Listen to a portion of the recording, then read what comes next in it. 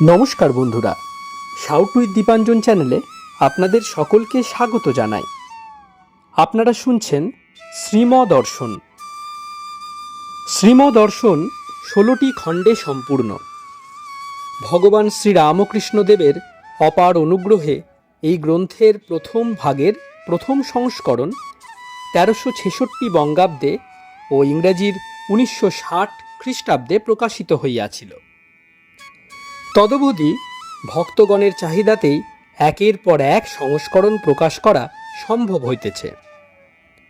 শ্রীমদর্শনের মূল আবেদন, গৃহে বাস করিয়া কি প্রকারে দেবভাবে জীবনযাপন করা যায়, কিভাবে বেদ বর্ণিত উপায়ে সুখ দুঃখ সমভাবে গ্রহণ করিয়া সংসারে শান্তিতে বাস করা সম্ভব হয়। এই পুস্তকে আছে পরমহংসদেবের ও মায়ের কিছু নূতন কথা, আর স্বামীজি প্রমুখ অন্তরঙ্গ সন্তানদের কথা, আর আছে কথামৃতকার দ্বারা কথামৃতর ব্যাখ্যা এবং শ্রীরামকৃষ্ণ জীবনালোকে উপনিষদ, গীতা, ভাগবত, পুরাণ, বাইবেল আদি শাস্ত্রের আলোচনা।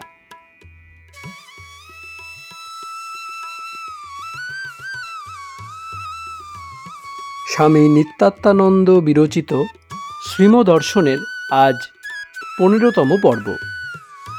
চলুন আজকের পর্বটি শুরু করা যাক।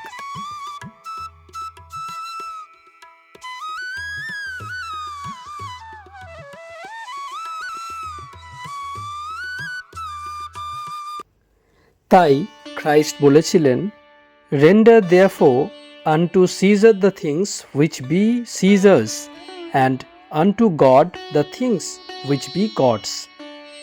যার যা প্রাপ্য তা তাকে দাও। জনৈক ভক্তের প্রতি ঠাকুর একটি আলাদা থাকের সৃষ্টি করে গেছেন। এরা কামিনী কাঞ্চন কিছুই চায় না। কত ভালো ভালো লোক এসেছে। কামিনী যত গণ্ডগোলের কারণ, কাঞ্চন তারই উপকরণ। স্বগত পৃথ্বীরাজ সংযুক্তার প্রেমে পড়লেন, তাই আজ ভারতের এই দুরবস্থা। সব লোক ওতে ভুলে আছে। আলেকজান্ডার দ্য গ্রেট 30 বৎসরের সময় দিগ্বিজয় করলেন, কিন্তু প্রেমে পড়ে গেলেন। সিজার ক্লিওপেট্রার প্রেমে পড়লেন, আর জগৎ সিংহ তিলোত্তমার। কাইজার বুড়ো বয়সে আবার বিয়ে করলেন। স্ত্রীলোক নিয়েই জগৎ চলছে। স্ত্রীলোক সৃষ্টি ভগবানের জগৎ রক্ষার একটি অপূর্ব কৌশল। এক ক্লাস লোক আছে, এরাও নেবে না। কামিনী কাঞ্চনে তারা মুগ্ধ নয়। ইমা রামা এই রমণীকণ না, চায় না। শতায়ুষ পুত্র পৌত্রান আজ্ঞে না। পশু নো হস্তি হিরণ্যশ্বান আজ্ঞে না। চিরজীবিকাং না। ভূমের মোহ দায়তনম মানে সাম্রাজ্য, আজ্ঞে এসব কিছুই চায় না। তবে কি চাও? বরস্তু মে বরণীয় স এব, শুধু ঈশ্বরকে চাই, আর কিছু না। ঠাকুর এই একটা ক্লাসের সৃষ্টি করেছেন, যেমন স্বামীজি। কিছুরই বশ নয়। সারাটা জগৎ পায়ে পড়ল, কিন্তু কিছু চায় না নিজের জন্য। আমেরিকা থেকে দিগ্বিজয় করে এলেন, শুধু কৌপিন পড়ে আছেন। কি ত্যাগ! ভক্তদের কাছে কাপড় চেয়ে পাঠাতেন, আর নৌকো ভাড়া কলকাতা এলে। হাতে একটি কপর্দকও নাই, এই একটি থাক আলাদা। আমেরিকার একটি কোটিপতির কন্যা স্বামীজিকে বললেন, আমার রূপ যৌবন আর অতুল ঐশ্বর্য সব গ্রহণ করুন। স্বামীজি উত্তর করলেন, ভদ্রে তা হয় না। স্ত্রী জাতি আমার মা, আমি সন্ন্যাসী। 2 থাকের মানুষ তিনি করেছেন। 1 থাক সমাধি চায়, সর্বমস্তু থেকে মন উঠিয়ে এনে তাতে সংলগ্ন করতে চায়। যেমন সনক, সনন্দ, সনাতন, সনৎকুমার ইত্যাদি ঋষিগণ, যেমন সুখদেব। 1 থাক সমাধি চায় না। এই থাকের লোকই অধিক। এদের ঈশ্বরীয় কথা ভালো লাগে না। কথা হচ্ছে শুনলে উঠে যাবে, সহ্য করতে পারে না। একবার ঠাকুরের নিকট দুজন গেল দক্ষিণেশ্বরে। একজন বসে শুনছে, আরেকজন উঠে চলে গেল। বললে, তুমি এখানে বসো, আমি নৌকায় গিয়ে বরং বসি। সাধুদের এদের ভালো লাগে না, সহ্য করতে পারে না। বিষয়ের কথা বলো, ভোগের কথা বলো, প্রাণ খুলে যোগদান করবে এসে এতে। কিন্তু বেদ বলেন অন্না বাচ্য বিমুঞ্ছত। প্রবর্তকদের ঈশ্বর কথা ছাড়া অন্য সব কথা ভালো লাগে না। অন্য কথা মানে গ্রাম্য কথা, বিষয়ের কথা, অর্থাৎ ভগবত কথা নয়। এ ত্যাগ না করলে হবে না। ঈশ্বরের কথা ছাড়া অন্য কথা ঠাকুর শুনতে পারতেন না। তাই অন্য সব কথা না বলে অবসর সময়ে বসে বসে জপ করতে হয়। একটু চুপ করিয়া। দক্ষিণেশ্বর যাওয়ার পূর্বে ভাবতুম কেশব সেন এরাই আদর্শ, আর ইংরেজিতে লেকচার দেওয়া এই সব। ওমা, ওখানে গিয়ে দেখি ঈশ্বরের সঙ্গে কথা কন। মান অপমান সমান, শত্রু মিত্র ভেদ থাকবে না, লাভালাভে সমান হতে হবে, এসব কথা। মোহন, আজ্ঞে প্রতীচী এ আদর্শ ধরতে পারছে না। শ্রীম, কেমন করে ধরবে ওরা? ভোগের দিকে মন থাকলে কেমন করে নেবে? হেগেল এ দেশের একটা ভাব নিয়েছেন, ঈশ্বরই সব হয়ে রয়েছেন। কিন্তু এটি বুঝতে যে ঋষিদের কত কাণ্ড করতে হয়েছে তার খবর নাই। সম্পূর্ণরূপে কামিনী কাঞ্চন ত্যাগ করে তবে এঁরা এটা ধরতে পেরেছিলেন। ভোগ না ছাড়লে এটা বোঝা যায় না। তাই বৌদ্ধ দর্শনকে দুঃখবাদ বলে ওরা, পেসিমিস্টিক ফিলোসফি। সংসার দুঃখময় বললে ওরা দাঁড়ায় কোথায়? তাই এ কথা। অপটিমিস্টিক অর্থাৎ সুখবাদী হয়ে কি করছো তোমরা? টাকা কড়ি, রাজ্য, ইন্দ্রিয় সুখ এসব নিয়ে ব্যস্ত। কিন্তু এ যে আলটিমেট গোল নয়, এ যে পরমানন্দ, পরম শান্তি দিতে পারে না। এ কথা তারা জানবে কেমন করে? অপটিমিজম কাকে বলে জানে? আমি রামদাস, কারো কাছে মাথা নোয়াবো না। The father is in me and I am in him. I and my father are one. আমি পুত্র, ঈশ্বর আমার পিতা, পিতা পুত্র অভেদ। এই অভিমান, এ হলো অপটিমিজম। চিরকাল থাকবে এ ভাব।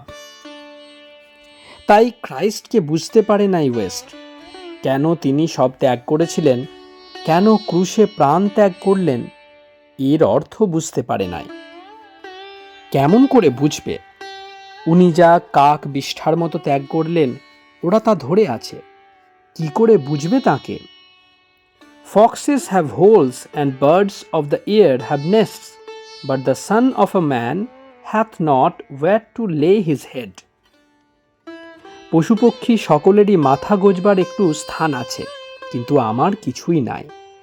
সর্বত্যাগ এই তাঁর আদর্শ, সর্বভোগ এখন এদের আদর্শ। ত্যাগ না করলে অমৃতত্ব লাভ হয় না, দ্য ইটার্নাল লাইফ। ত্যাগে নৈকে অমৃতত্বম আনসু, বেদের বচন। সর্বস্ব ত্যাগ করে ঋষিরা অমৃতত্ব অর্থাৎ ঈশ্বরকে লাভ করেছিলেন। অসীম বলের দরকার, বুকের ছাতি বড় চাই, ভোগ চায় না, একটা জীবন না হয় গেল, নো কম্প্রোমাইজ। মিনমিনে পিনপিনে নয়, প্লেজারেবল সেন্সেশনে ইয়েল্ড। ইন্দ্রিয় সুখের বশ্যতা স্বীকার করব না 5 টাকার গরুর মতো। রোগ চাই 75 টাকার গরুর মতো। ছিনমিন করে ওঠা, দৃঢ় প্রতিজ্ঞা, ঈশ্বর দর্শন করব, ভোগ চাই না। নায়মাত্মা বলহীনেন লভ্য, দুর্বলের আত্মদর্শন অসম্ভব।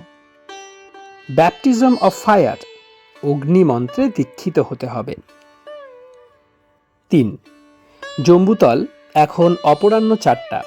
সকলে একত্র হইয়াছেন, ভাগবত পাঠ হইবে। 11 স্কন্ধ 12 অধ্যায়।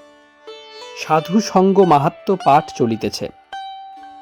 পাঠক পড়িতেছেন, শ্রীকৃষ্ণ বলিলেন, আমি সাধু সঙ্গ দ্বারা যেরূপ বশীভূত হই, যোগানুষ্ঠান, জ্ঞানার্জন, ধর্মনিষ্ঠা, বেদ পাঠ, তপশ্চরণ, দান, ইষ্টাপূর্ত অর্থাৎ যজ্ঞ, দক্ষিণা, ব্রতাচারণ, দেবার্চন, গোপ্য মন্ত্র জপ, তীর্থ সেবা বা যম নিয়ামাদি দ্বারা সেরূপ বশীভূত হই না।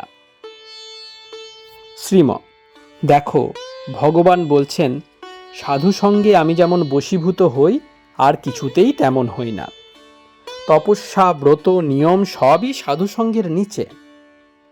ঠাকুর বলেছিলেন, যার কাছে বসলে, যার সঙ্গ করলে ঈশ্বরের উদ্দীপন হয়, তিনিই সাধু। অর্থাৎ যিনি ভগবান দর্শন করেছেন কিংবা সর্বস্ব ত্যাগ করে তার দর্শনের জন্য ব্যাকুল। অবতার যেমন ঠাকুর সাধু শ্রেষ্ঠ। অবতার সাধু তৈরি করেন, আর সাধু ভক্তের পরিত্রাণের জন্য আসেন। একবার একটি নারী ভক্তকে মা বলছেন, হ্যাঁ মা, অত সাধু দেখলাম, কিন্তু তাঁর মতো আর দেখা যায় না।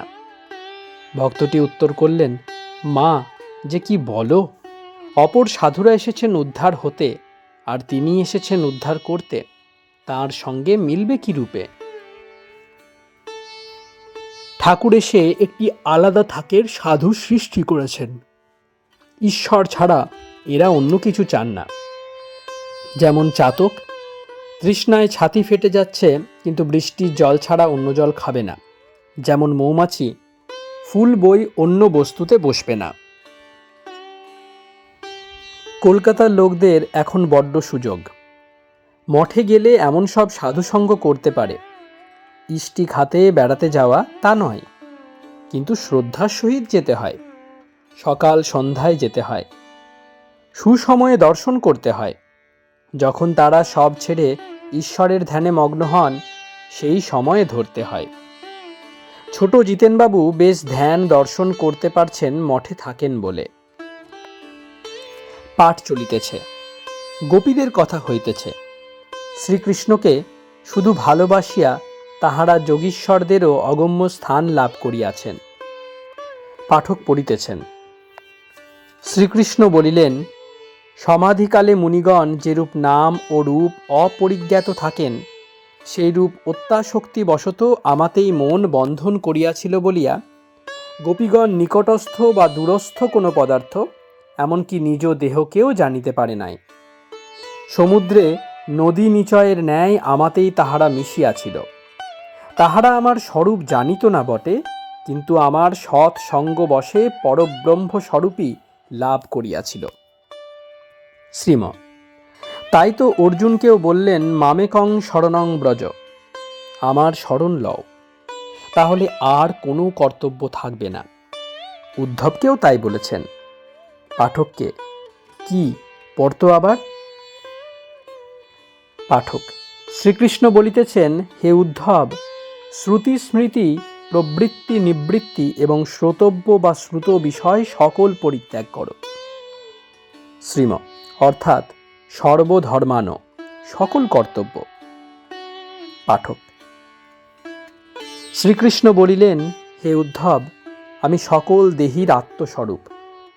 তুমি একনিষ্ঠ ভক্তি বলে আমারই শরণ লও, আর আমার প্রসাদেই অকুতভয় হও। শ্রীম, ঈশ্বরের শরণ নিলে যম ভয় থাকে না, ত্রিতাপ নাশ হয়, তখন অভয় ভয় হয়, জীবনমুক্ত অবস্থা। ভগবান বলছেন, আমার প্রসাদেই এই অবস্থা লাভ হয়, অর্থাৎ তাঁর কৃপায়। বেদে আছে, অভয়ং বৈ প্রাপ্ত হসি জনক। হে জনক, তুমি ভগবান লাভ করেছ, তাই অভয়। একমাত্র ঈশ্বরই অভয়, আর সব ভয়াবহ। ঠাকুর রামপ্রসাদের কথায় গান গাইতেন, আমি অভয় পদে প্রাণ সঁপেছি, আর কি যমের ভয় রেখেছি। তাই উদ্ধবকে তাঁর শরণ নিতে বললেন। শ্রীম, ঠাকুরের এক একটি কথা মহামন্ত্র। এর একটি জপ করলে সিদ্ধ হয়ে যায়। যেমন ভক্ত ভাগবত ভগবান, ব্রহ্মশক্তি শক্তি ব্রহ্ম, গুরু গঙ্গা গায়ত্রী, বেদ পুরাণ তন্ত্র, সচ্চিদানন্দ ব্রহ্ম, সচ্চিদানন্দ কৃষ্ণ, সচ্চিদানন্দ শিব। তাঁর প্রার্থনাও মন্ত্র। মন্ত্র কি শুধু সংস্কৃত হলেই হলো? বাংলায়ও হয়। ঠাকুর প্রার্থনা করেছিলেন, মা, এই নাও তোমার পাপ, এই নাও তোমার পুণ্য, তোমার পাদ পদ্মে শুদ্ধা ভক্তি দাও। এই নাও তোমার সুখ, এই নাও তোমার দুঃখ, তোমার পাদ পদ্মে শুদ্ধা ভক্তি দাও। এই নাও তোমার ধর্ম, এই নাও তোমার অধর্ম, তোমার পাদ পদ্মে শুদ্ধা ভক্তি দাও। মা, এই নাও তোমার ভালো, এই নাও তোমার মন্দ, তোমার পাদ পদ্মে শুদ্ধা ভক্তি দাও। ঠাকুরের প্রত্যেকটি কথা বেদ পুরাণাদি শাস্ত্রের সঙ্গে মিলে যায়, তাই মন্ত্র। যদি কেউ বিশ্বাস করে সারা জীবন ঠাকুরের একটি কথা নিয়ে পড়ে থাকে, ওইটি জপ, ওইটি ধ্যান করে, তার সব হয়ে যাবে, ঈশ্বর দর্শন হবে। এই যে লোক দীক্ষা নেয়, এর অর্থ কি? না, গুরু একটি মন্ত্র বলে দিয়েছেন, সারা জীবন ওইটি নিয়ে পড়ে থাকো, জপ ধ্যান করো। তবে ভালো গুরুর কাছে নিলে তেজিয়ান মন্ত্র পাওয়া যায়, সিদ্ধ মন্ত্র। গায়ত্রী বলছেন, হে ঈশ্বর, তুমি বিশ্ব ব্রহ্মাণ্ড রূপে বিরাজিত, তুমি তেজশালী সূর্যেরও পূজনীয়, তুমি আমাদের মন বুদ্ধি ইন্দ্রিয়ের চালক। আমরা তোমার ধ্যান করছি, তুমি দর্শন দাও। ঠাকুরও বলছেন, মা, তুমিই তো সব হয়ে রয়েছ, আবার তোমার ইচ্ছাতেই সব চলছে। মন বুদ্ধি চিত্ত অহংকার চতুর্বিংশতি তত্ত্ব সবই তুমি, তুমিই চালক। তাই প্রার্থনা করতেন, মা, আমি ঘর, তুমি ঘরণী, আমি রথ, তুমি রথী, আমি যন্ত্র, তুমি যন্ত্রী, যেমন চালাও তেমনি চলি, যেমন বলাও তেমনি বলি, যেমন করাও তেমনি করি। সন্ধ্যা সমাগতা। ঠাকুর ঘরে আলো দেওয়া হইয়াছে, ধূপের সুমিষ্ঠ গন্ধে চতুর্দিক সুগন্ধিত। শ্রীম ভক্ত সঙ্গে ঈশ্বর চিন্তা করিতেছেন ঠাকুরের সম্মুখে বসিয়া। কতক্ষণ পরে ছোট অমূল্য শ্রী শ্রী রামকৃষ্ণ কথামৃত পাঠ করিতেছেন। হৃদয় ঠাকুরের যেরূপ সেবা করিয়াছেন তেমনি যাতনাও দিয়াছেন। এই স্থানে পাঠ চলিতেছে। একটি ব্রহ্মচারী রন্ধন কার্যে নিযুক্ত ছিলেন। শ্রীম তাহাকে ডাকিয়া আনাইলেন। তিনি আসিয়া শুনিলেন শ্রীম বলিতেছেন, খালি সেবা করলেই হয় না, সর্বদা প্রার্থনা করতে হয় যাতে শ্রদ্ধা থাকে। এতকাল হৃদয় সেবা করলেন, কিন্তু ওর শেষটা অমন হলো কেন? ভিতরে স্বার্থ ছিল, তাই মা ওকে সরিয়ে দিলেন। তর্ক করা, হাঁকডাক করা, সে অবস্থা ঠাকুরের ছিল না। ঠাকুরের কথায় কথায় তিনি জবাব দিতেন, তর্ক করতেন, যা তা বলতেন। কখনো বলতেন, বোকা, তোমার সাধুগিরি উঠে যেত আমি না থাকলে। হৃদয়ের উচিত ছিল গুরুর মতো সেবা করা, তা না করে গালাগাল, তাই মা সরিয়ে দিলেন। ঈশ্বর বুদ্ধিতে গুরু সেবা করতে হয়। বেদে আছে, গুরু আর ইষ্টে সমান জ্ঞান হলে তখন হবে। দেবতা অর্থাৎ ঈশ্বর আর গুরুতে সমান ভক্তি চায়। ঈশ্বরই শিষ্যের কল্যাণের জন্য গুরু রূপে অবতীর্ণ হন। সহাস্যে, সব সাধনায় ভূতের ভয় আছে। যারা সব সাধন করে তাদের অনেক ভূত প্রেত ভয় দেখায়। এতে জয়ী হলে হয়ে গেল, তা না হলে পতন। তেমনি জপ ধ্যান তপস্যায়ও ভূত আছে। জনৈক ভক্তের প্রতি কি বলতো? সকলে চুপ করিয়া আছেন। ক্ষণকাল পরে নিজেই তাহার উত্তর করিতেছেন, শ্রীম লোকমান্য। এতে উত্থান পতন দুই হয়। হাজরামশাই জপটপ করতেন, কিন্তু ভিতরে ভিতরে লোকমান্য হওয়ার চেষ্টা ছিল, আর অর্থ সংগ্রহের চেষ্টাও ছিল। ঠাকুর বলতেন, এসব বিজাতীয় লোক কেন জানো? লীলা পোষ্টায়ের জন্য। জটিলে কুটিলে না হলে লীলা পোষ্টাই হয় না। সকলের হাস্য। পোষ্টাই মানে পুষ্টি। হাজরা নরেন্দ্রকে বলেছিলেন, পুজো টুজোতে কিছু হয় না। ঠাকুর বলতেন, নরেন্দ্র এই কথা শুনে 10 হাত নেমে গেল। আমি তখন হাজরাকে বলি, তুমি তো বড় পাজি, এদের এসব কথা বললে এরা দাঁড়াই কোথায়? কিন্তু কি করে চিনবে তাকে বলো? হৃদয়ই বলো আর হাজরাই বলো, তাঁর মহামায়াতে সব ঢেকে রেখে দেন। অবতারকে বোঝবার জো নাই। 14 পোয়া মানুষ হয়ে কি করে আসতে পারেন এ সংশয় থেকে যায়। তবে তাঁর কৃপায় সংশয় যায়। অবতার যখন আসে তখন বড্ড চান্স, এ সময় না হলে দেরি হয়ে যায়। অবতার এসে বলেন, ঈশ্বর আছেন, তাকে দেখা যায়, আমি দেখেছি। বেদাহমেতং পুরুষং মহান্তম, সেই মহৎ পুরুষকে আমি দেখেছি। আর তিনি এলে ব্যাকুলতা আসে সঙ্গে সঙ্গে, তখন লোক উঠে পড়ে লাগে। এইবার শ্রীম সুর করিয়া উপনিষদ আবৃত্তি করিতেছেন। আত্মা বা অরে দ্রষ্টব্য। ভক্তগণদের প্রতি এই পরমাত্মা সত্য বস্তু জ্যোতির্ময় পুরুষ, যার থেকে জগৎ উৎপন্ন হয়েছে এবং যিনি জগৎ জুড়ে রয়েছেন, তিনি 3.5 হাত মানুষ হয়ে দক্ষিণেশ্বরে এসেছেন, এই প্রহেলিকা কি করে বোঝে লোক। 15 চৈত্র 1329 সাল, 29 মার্চ 1923 খ্রিস্টাব্দ, বৃহস্পতিবার, শুক্লা দ্বাদশী। অষ্টাদশ অধ্যায়। সমাধি লাভ সকলেরই হইবে। 1। আজ ভগবান যিশুর মহাপ্রয়াণের দিন, গুড ফ্রাইডে। শেষ রাত্রিতে ভক্তগণ অশ্বত্থমূলে ধ্যান করিয়াছেন। এক্ষণে স্নানাদি সমাপন করিয়া শ্রীমর আদেশে সকলে ঠাকুর ঘরে সমবেত হইয়াছেন। শ্রী শ্রী ঠাকুরকে ফুল, ফল, মিষ্টি ও সুগন্ধি ধূপ নিবেদন করা হইয়াছে। শ্রীম ভক্ত সঙ্গে এবার ধ্যান করিতেছেন। ধ্যানান্তে সুমধুর সুরে কৈবল্য উপনিষদ পাঠ করিতেছেন। সকাল প্রায় 9টা। শ্রীম আশ্বলায়ন ঋষি ব্রহ্মার নিকট ব্রহ্মবিদ্যা প্রার্থনা করলেন। ব্রহ্মা বললেন, শ্রদ্ধা, ভক্তি, ধ্যান যোগাদির একান্ত প্রয়োজন ব্রহ্মবিদ্যা লাভ করতে হলে। যাগযজ্ঞ, পুত্র, বিত্ত এসব দ্বারা তাঁকে লাভ করা যায় না। পুত্রৈষণা, বিত্তৈষণা, লোকৈষণা ত্যাগ সম্পূর্ণ না হলে তাঁর দর্শন হয় না।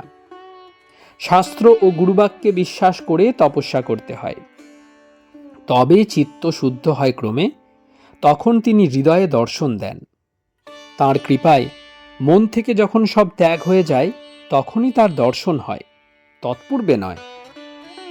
শ্রীম জনৈকের প্রতি, ওকে ডাকো তো। একজন ব্রহ্মচারী অপর একজনকে সঙ্গে লইয়া গৃহ মধ্যে প্রবেশ করিলেন।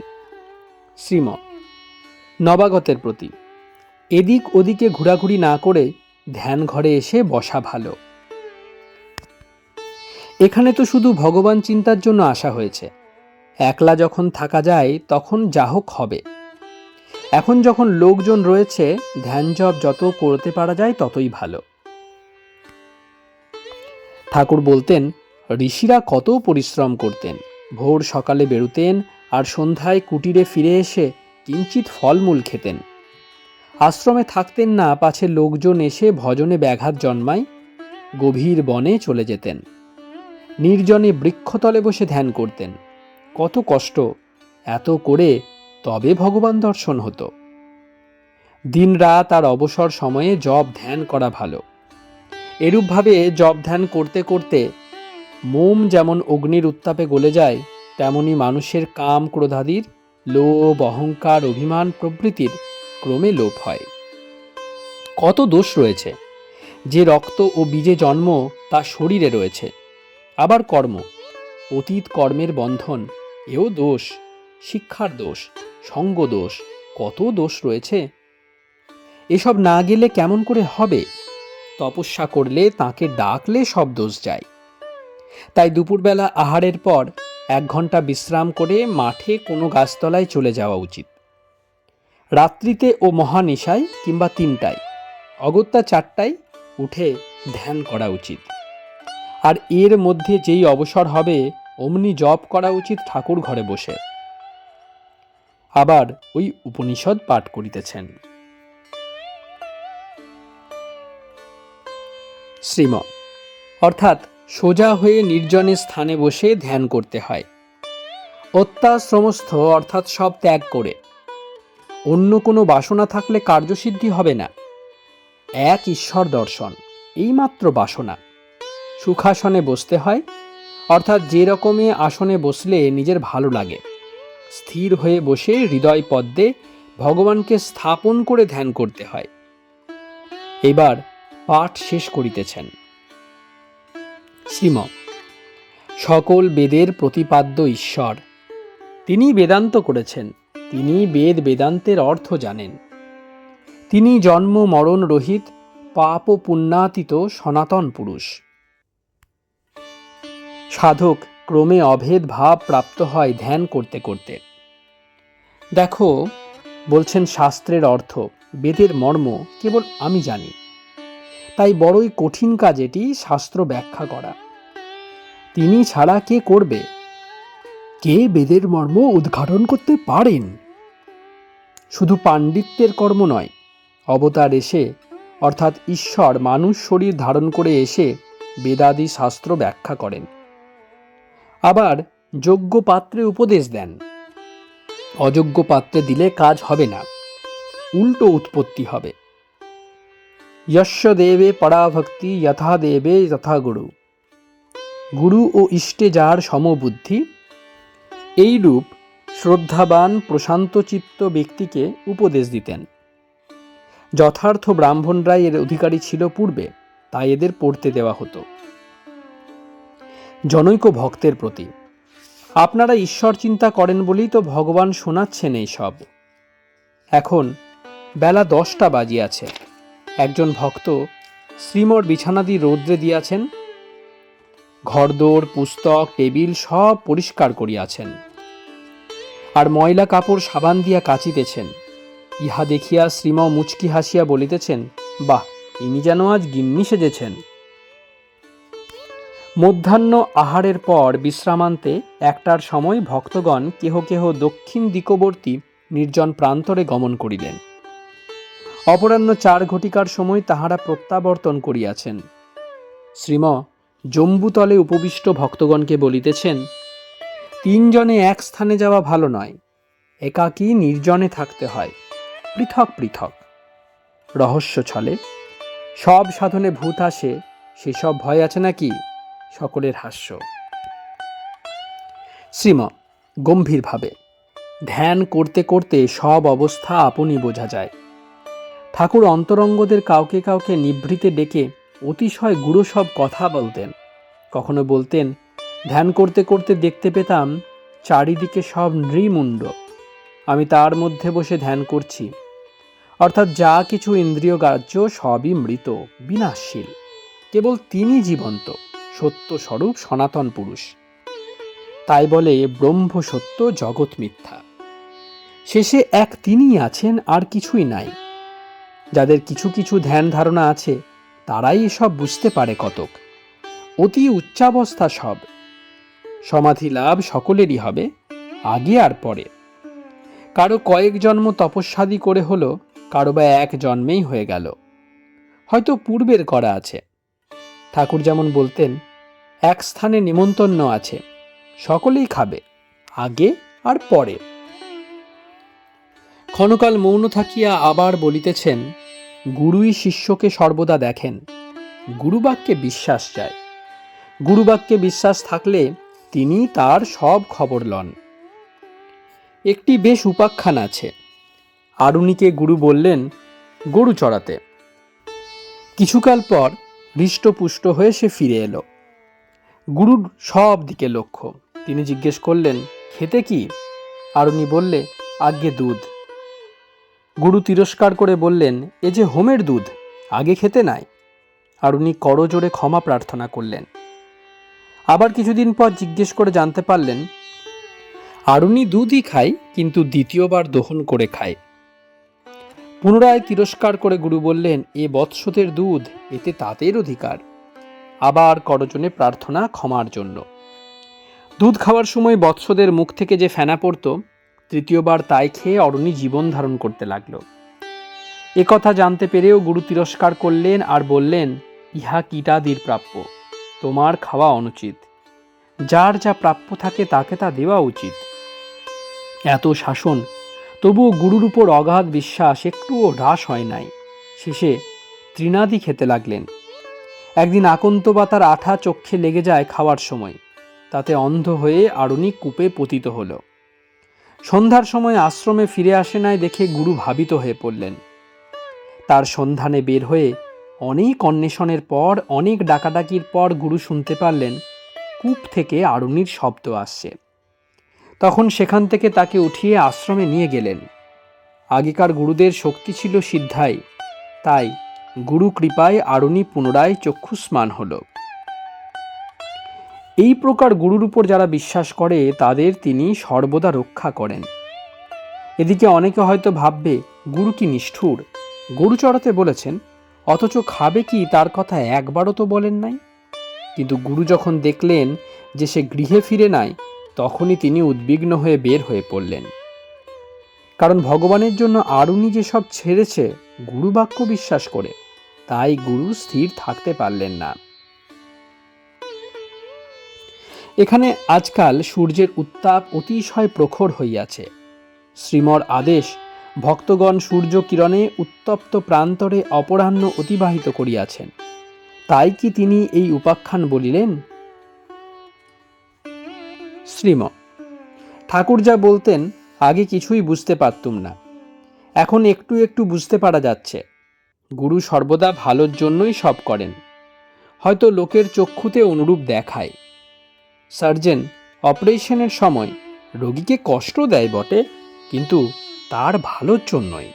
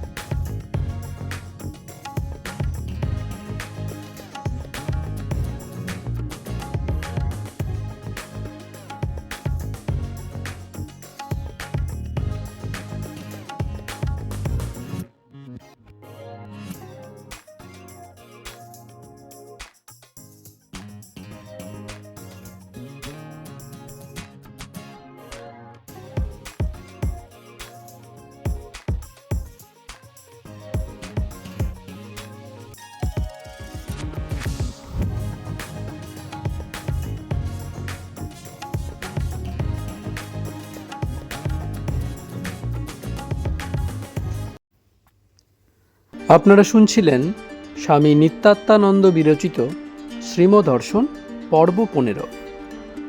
আমাদের পর্বগুলি কেমন লাগছে আমাদের জানান, কোনো সাজেশন থাকলে অবশ্যই জানাবেন। আমাদের ভিডিওগুলি আপনাদের বন্ধুবান্ধব ও পরিবার পরিজনদের মধ্যে অবশ্যই শেয়ার করে দিন এবং শাউট উইথ দীপাঞ্জন চ্যানেলটি সাবস্ক্রাইব করে বেল আইকনটি প্রেস করে দেবেন। অনেক অনেক ধন্যবাদ। নমস্কার। জয় ঠাকুর, জয় মা, জয় স্বামীজি।